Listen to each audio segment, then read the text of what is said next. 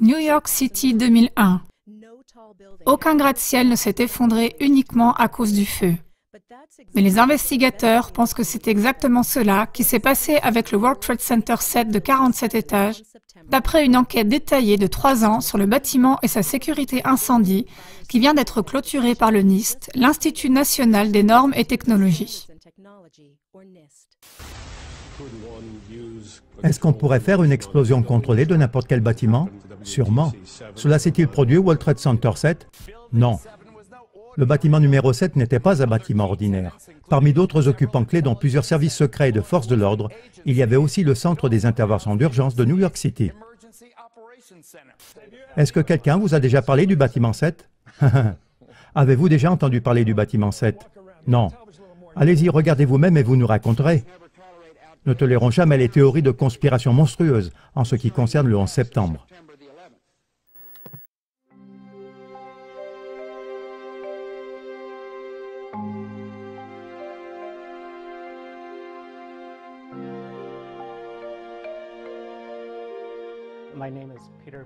Mon nom est Peter Michael Ketchman. Je suis né et j'ai grandi dans le Wisconsin. J'ai passé une grande partie de ma vie dans le monde de l'informatique scientifique de haute performance. J'ai travaillé pendant 14 ans au NIST, à partir de 1997. Au début, j'ai intégré le département des systèmes et services de haute performance, et quelques années plus tard, j'ai été transféré dans le département des sciences mathématiques et informatiques. J'ai aussi été dirigeant de nos cycles de séminaires de mathématiques appliquées, et j'ai fait cela pendant plusieurs années. Ça, c'est le NIST, l'Institut national des normes et technologies. Aux USA, les normes sont fixées par l'industrie, mais le NIST joue un rôle décisif pour soutenir, définir et promouvoir ses efforts en coordination avec le gouvernement fédéral. Au cours de notre histoire, nous avons développé des racines scientifiques très profondes qui s'étendent sur toute une série de domaines. Le NIST a reçu la tâche d'enquêter sur les effondrements du 11 septembre. Chers membres du comité, merci de nous donner la possibilité de parler des recherches sur l'effondrement du World Trade Center. Je n'ai pas participé aux recherches ou à la rédaction du rapport, mais j'étais au courant que ces recherches étaient en cours. Le rôle du NIST était, comme moi je le comprends, d'enquêter sur l'effondrement des 3 tours du World Trade Center, et par là je veux dire les tours 1, 2 et 7, de dire pourquoi ces tours se sont effondrées.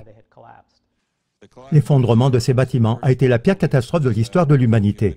Les ingénieurs et les dirigeants des services de secours du pays ne s'attendaient pas à de telles choses, et nombre d'entre eux n'étaient pas préparés pour une telle catastrophe. J'ai commencé à travailler sur ça en juillet 2016. En fait, ça a commencé au cours d'une conversation avec une amie que je connais depuis 30 ans, et elle a dit incidemment: « Est-ce que tu réalises qu'il est de plus en plus évident que la version officielle du 11 septembre n'est pas vraiment ce que nous croyons ?»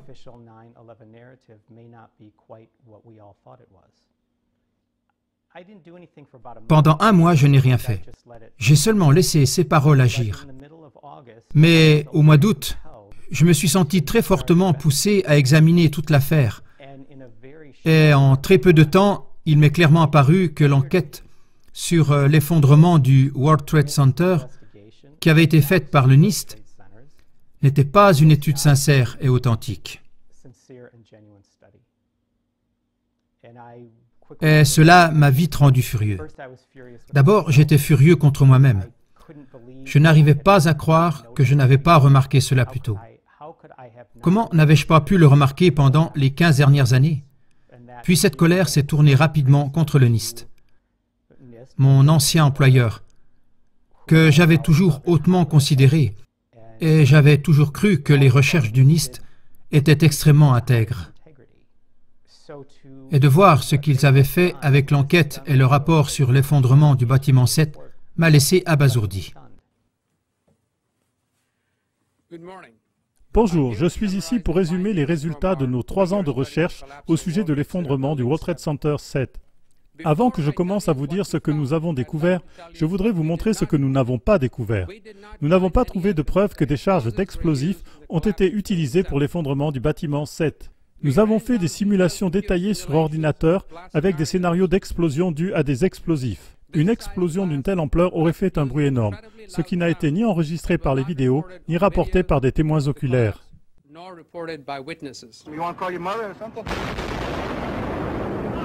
Vous devez partir d'ici. Partez d'ici. Numéro 7 est en train d'exploser. Vous avez entendu cela?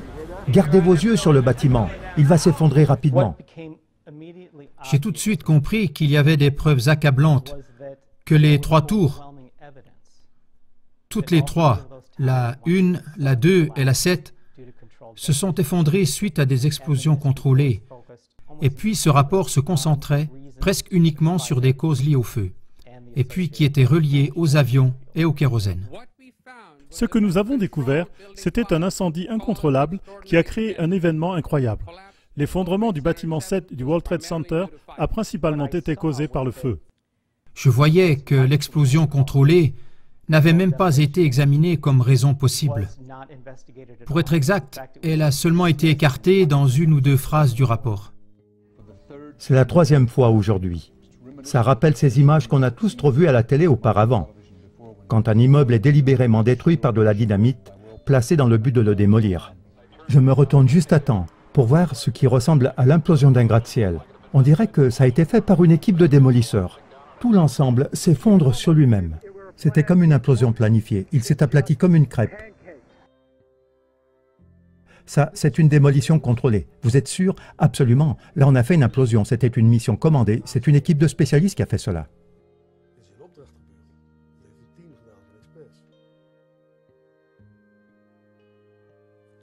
À notre connaissance, c'est la première fois qu'un bâtiment de plus de 15 étages s'effondre en premier lieu à cause du feu.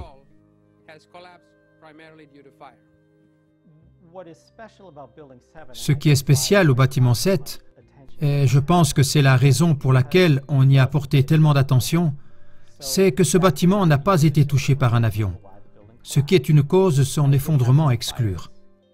Il y avait bien des incendies, mais ce n'étaient pas de grands incendies.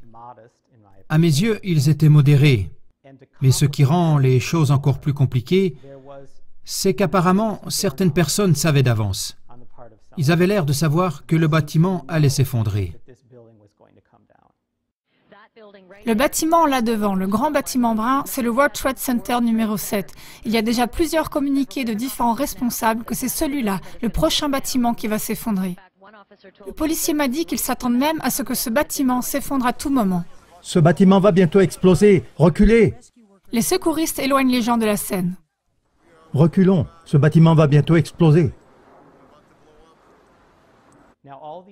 Oui, toutes ces histoires ne concordent pas. Un bâtiment à structure d'acier ne s'effondre pas à cause de petits incendies. Si c'était le cas, ce serait extrême et aussi extrêmement inhabituel. Ce serait tellement inhabituel qu'il aurait été impossible de dire quand et si ça allait se passer. Mais en même temps, il y a des gens qui s'attendaient vraiment à l'effondrement du bâtiment et qui avaient même déjà en partie relaté l'effondrement avant même que cela ne soit arrivé. Nous recevons des informations selon lesquelles un des autres bâtiments, le World Trade Center numéro 7, est en train de brûler et s'est peut-être déjà effondré, ou alors qu'il est en train de s'effondrer. Nous avons des informations qui viennent juste de nous parvenir, selon lesquelles le bâtiment Solomon Brothers à New York, au cœur de Manhattan, s'est aussi effondré. Il n'y avait pas beaucoup de personnes dans ce bâtiment quand il s'est effondré. On craignait encore d'autres effondrements dans cette zone, n'est-ce pas? Oui, exactement. C'est ce qu'on espère, car tout l'intérieur de la ville est bouclé et a été évacué, excepté les secouristes. Tout cela a été ordonné par le maire Rudy Giuliani. Ce qu'il y a, c'est que ce bâtiment a une structure très robuste, et il n'y a pas de raison de s'attendre à ce qu'il s'effondre. Est-ce que vous pouvez confirmer que c'est le bâtiment numéro 7 qui vient de s'effondrer? Oui, monsieur.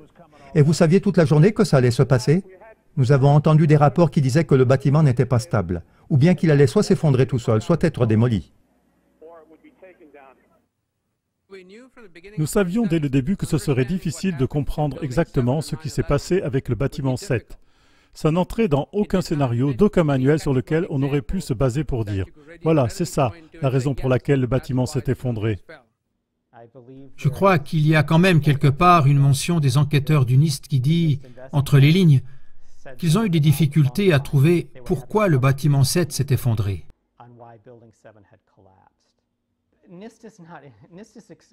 Le NIST est extrêmement compétent, et s'il se dit bien embêté par l'effondrement d'un bâtiment où il y avait seulement un peu de feu, mais qui montre tous les signes d'une explosion contrôlée, s'ils disent qu'ils sont là avec rien de concret et qu'ils ne peuvent rien découvrir, ce n'est pas croyable.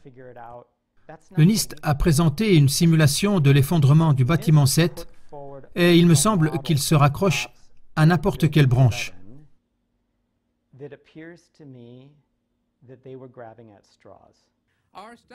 Notre étude a montré que la dilatation thermique peut être une raison de l'effondrement d'une structure. Pour la première fois, nous avons démontré que le feu peut déclencher un effondrement progressif. Quand j'étais enfant, beaucoup de gens étaient probablement trop jeunes pour cela. Il y avait un dessinateur de BD qui s'appelait Rube Goldberg. Il dessinait des schémas de machines qui accomplissaient une chose simple de manière incroyablement complexe, et ça devait être humoristique. Comment fonctionne cette machine à ouvrir les portes?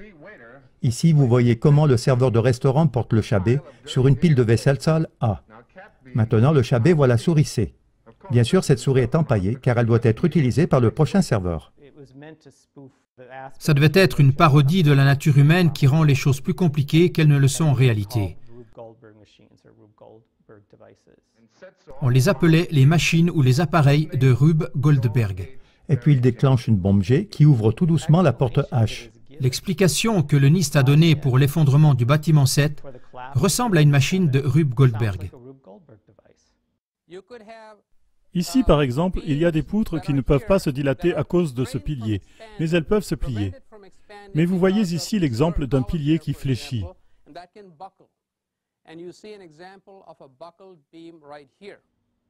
Un pilier glisse hors de son ancrage sur quelques étages et en l'espace d'un instant, il y a une réaction en chaîne comme avec des dominos et qui fait complètement écrouler le bâtiment. Il est possible qu'il y ait une défaillance locale à cause d'une connexion défaillante.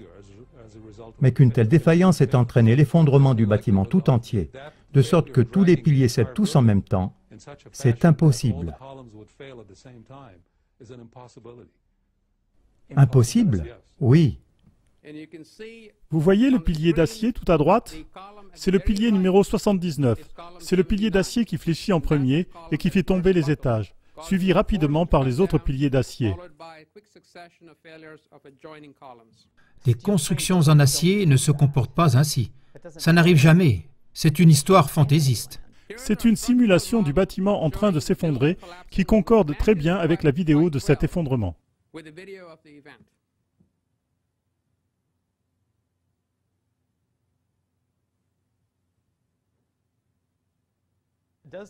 Est-ce que le modèle que le NIST a produit pour le World Trade Center 7 concorde vraiment avec ce que nous avons vu? Non. Ça a fait comme un coup de tonnerre. C'était comme une onde de choc qui éventrait le bâtiment et qui a fait sauter les fenêtres vers l'extérieur. Un instant après, le premier étage a cédé et le reste du bâtiment a suivi. Vous savez, ça me rappelle l'ancien conte « Les habits neufs de l'empereur ». Tout le monde voit l'empereur passer et on leur a fait un lavage de cerveau pour qu'ils croient qu'il porte des vêtements merveilleux, alors qu'il n'a que des sous-vêtements. Ha ha ha! L'empereur n'a pas de vêtements. Ce que nous voyons dans la maquette du NIST, c'est premièrement qu'on nous montre seulement les premières secondes. Nous voyons seulement une toute petite partie du bâtiment qui commence à s'effondrer. C'est extrêmement atypique de produire une maquette sur ordinateur, d'en faire une animation et de n'en montrer que la première partie. Pourquoi ne pas poursuivre jusqu'à la fin?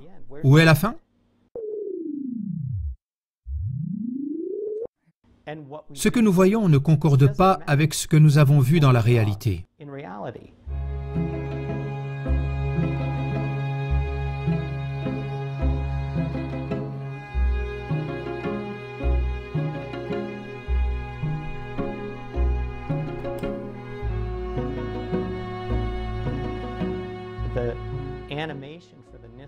Dans l'animation de la maquette du NIST de l'effondrement du WTC-7, les côtés se vrillent. La partie du haut se penche bizarrement. Ce n'est pas ce que la vidéo montre de l'effondrement du bâtiment 7.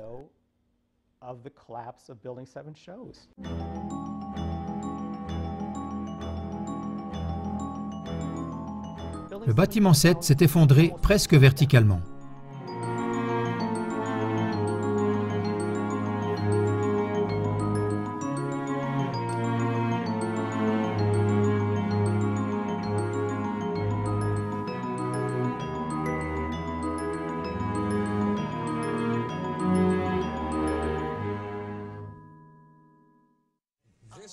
Ça, c'est évident. La manière dont ce bâtiment s'effondre, c'est le résultat de quelque chose qui a été planifié. Ce n'est pas par hasard si la première tour vient juste de s'effondrer et si la deuxième s'effondre de la même façon. Comment ils ont réussi cela, nous ne le savons pas.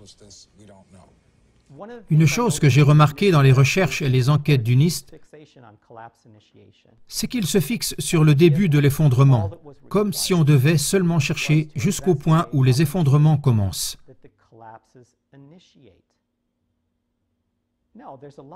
Non, mais il y a beaucoup d'autres choses que cela. En fait, ça s'arrête juste quand ça devient intéressant.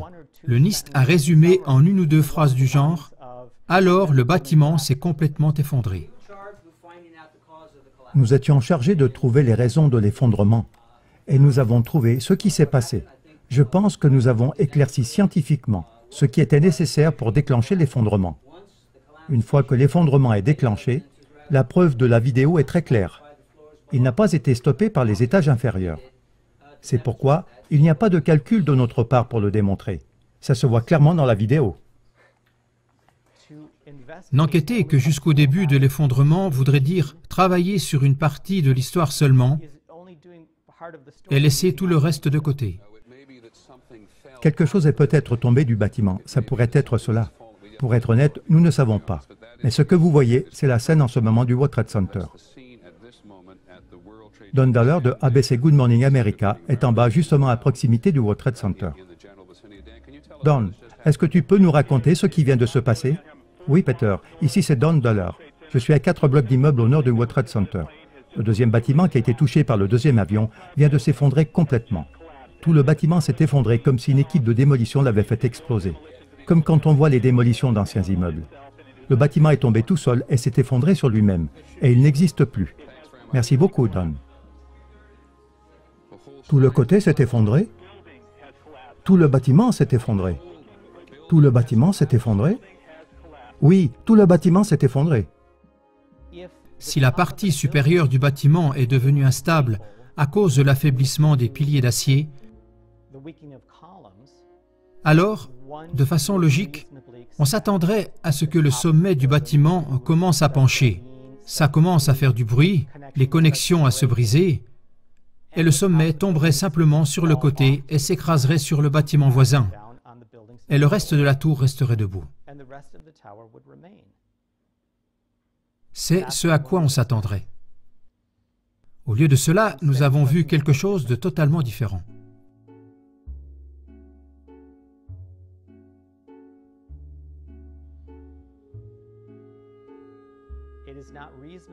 Il n'est pas raisonnable de croire que l'affaiblissement de certains piliers d'acier dans la zone d'impact de l'avion puisse entraîner l'effondrement d'un bâtiment de façon symétrique sur lui-même, sur ses propres fondations, et ne laisser rien d'autre que des particules de poussière.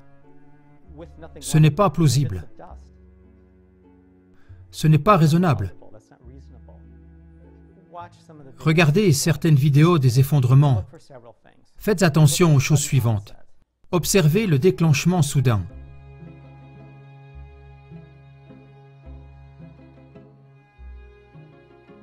Quand les effondrements commencent, ils sont très rapides. Et après 10, 11, 12 secondes, ils s'achèvent. Ensuite, regardez la symétrie. Les bâtiments tombent à la verticale, presque tout droit.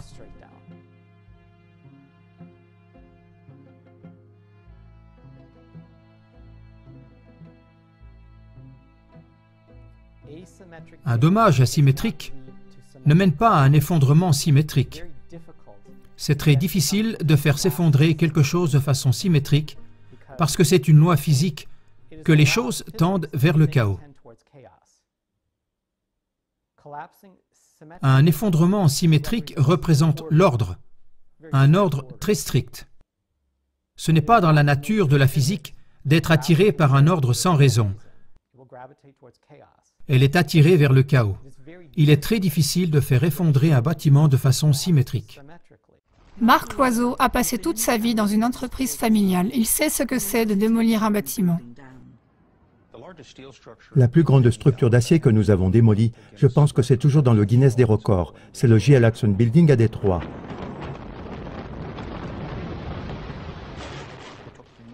Ça m'a pris des mois pour planifier ça.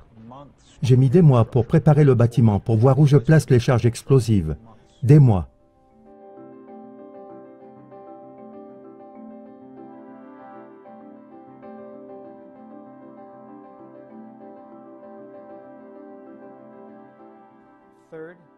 Et troisièmement, regardez les gravats qui restent. Ce ne sont pas des gros morceaux d'acier ou des gros blocs de béton. Ce sont des particules très fines. De manière surprenante, il y a très peu de gravats. Où sont partis tous les gravats? Le béton a été pulvérisé. J'étais ici mardi et c'était comme sur une autre planète, partout au centre de Manhattan. Pas seulement ici, à cet endroit. D'un fleuve à l'autre, de la poussière, de la poudre sur une hauteur de 5 à 8 cm. Le béton a été tout simplement pulvérisé.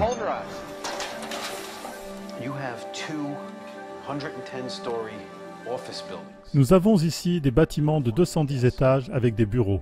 On ne trouve pas une table, pas une chaise, pas un téléphone, pas un ordinateur. Le plus grand morceau de téléphone que j'ai trouvé, c'était la moitié d'un clavier. Et ça avait à peu près cette taille. Le bâtiment s'est effondré pour devenir de la poussière. Et vous devriez aussi regarder ces vidéos pour voir la nature explosive des effondrements.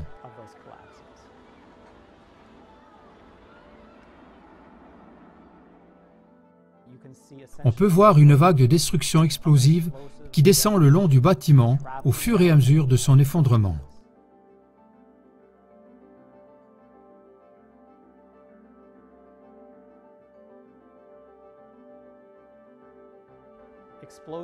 Des fenêtres qui explosent, d'énormes morceaux,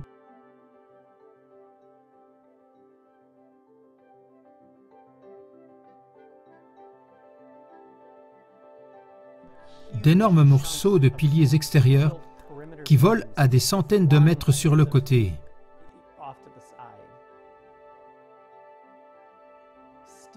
L'acier ne vole pas à des centaines de mètres latéralement à cause de la pesanteur. La pesanteur agit verticalement et non latéralement.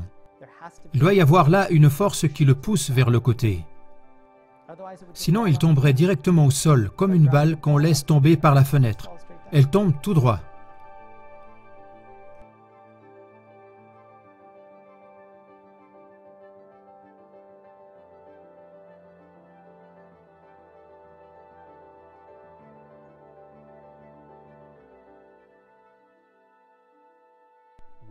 Pourquoi le NIST a-t-il publié un rapport qui semble tout faire pour éviter d'enquêter sur la raison la plus vraisemblable, dans ce cas-ci, la démolition contrôlée? Pourquoi le NIST voudrait-il éviter ça? Pourquoi ferait-il tout pour éviter ça? Je peux seulement supposer et je mets l'accent sur le mot « supposer ».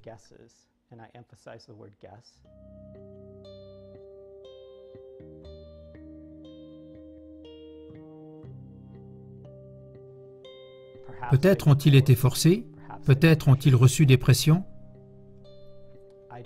Je ne sais pas d'où cette pression ou bien cette contrainte aurait pu venir. Mais ce n'est pas typique du NIST de faire quelque chose qui ne soit pas excellent. Le NIST met beaucoup d'exigences sur ses recherches et ils doivent le faire par nécessité. C'est là qu'ils excellent. Ce rapport ne concorde pas du tout avec ce schéma.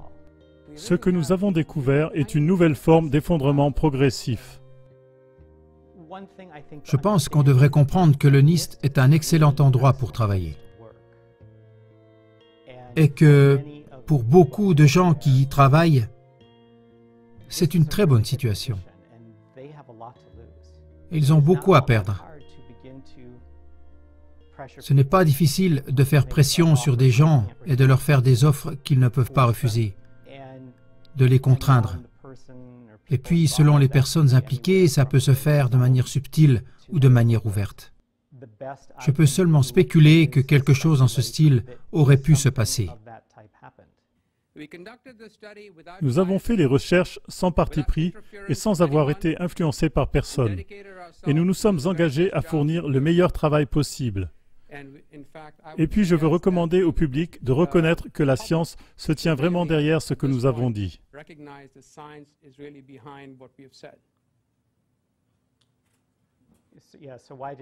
Oui, pourquoi moi je ne l'ai pas vu? Je pense que la vérité douloureuse, c'est que j'ai vécu en étant aveugle et en ignorant ce qui s'est vraiment passé. Je ne me suis pas posé beaucoup de questions. J'ai entendu l'histoire officielle et comme beaucoup, je l'ai cru. Savez-vous déjà quelque chose des raisons des explosions qui ont fait effondrer les deux bâtiments? Est-ce que c'était causé par les avions ou quelque chose d'autre? Il y a eu d'autres explosions. Nous croyons que ce sont des effets secondaires du choc des avions avec les bâtiments. Nous ne savons rien d'autres explosions. J'ai honte de le dire, mais c'est la vérité. Quand je l'ai regardé, je ne pouvais pas le croire. Ça m'a sauté aux yeux. Il ne s'agissait pas là de subtiles différences ou de subtiles divergences ou de différences d'opinion scientifiques qui nécessitaient d'autres investigations.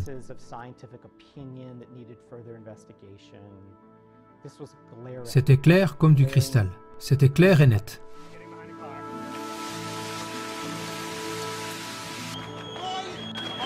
On manque d'oxygène.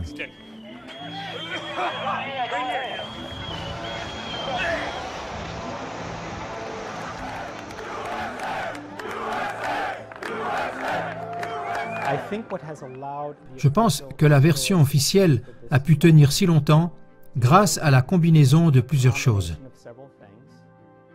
L'une est la complaisance, une autre la peur, et la troisième est l'ignorance. Beaucoup de gens ne se sont probablement pas occupés de ça. Ils ne comprennent pas. Ils ne sont pas conscients de ces choses. Dans d'autres cas, c'est la complaisance. Ils sentent ce qui a pu se passer, mais ça ne les intéresse pas de faire l'effort de le découvrir. Et peut-être, il y en a d'autres qui sentent très fortement ce qui est en train de se passer, mais ils sont saisis par la peur. Ils sont paralysés par la peur. La raison pour laquelle moi j'ai parlé, c'est très simple. J'ai parlé parce que je croyais que c'était la bonne chose à faire. Je n'ai pas d'autre raison. Ce serait très bien si maintenant, quelqu'un qui travaille pour le moment au NIST décidait aussi de parler. Mais ça, c'est la décision personnelle de chacun. Ce que je vois, c'est que la version officielle sur l'effondrement du WTC commence à se démêler.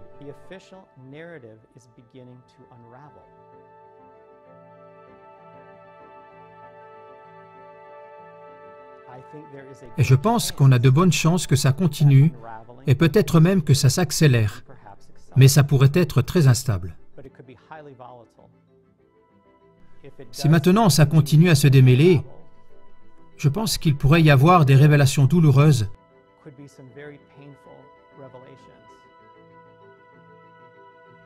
qui seront très difficiles à admettre pour notre pays. Notre guerre contre le terrorisme commence par Al-Qaïda, mais elle ne s'arrête pas là. Jusqu'à ce que tout groupe terroriste d'envergure soit repéré, stoppé et vaincu. Et je ne veux pas le prendre à la légère. Ça pourrait être très douloureux. Les Américains ne devraient pas s'attendre à une seule bataille, mais à une longue campagne, différente de toutes celles que nous n'avons jamais vues. Mais les plaies du 11 septembre sont restées trop longtemps à vif. Elles sont en train de suppurer. Elles sont en train de pourrir. Elles sont infectées.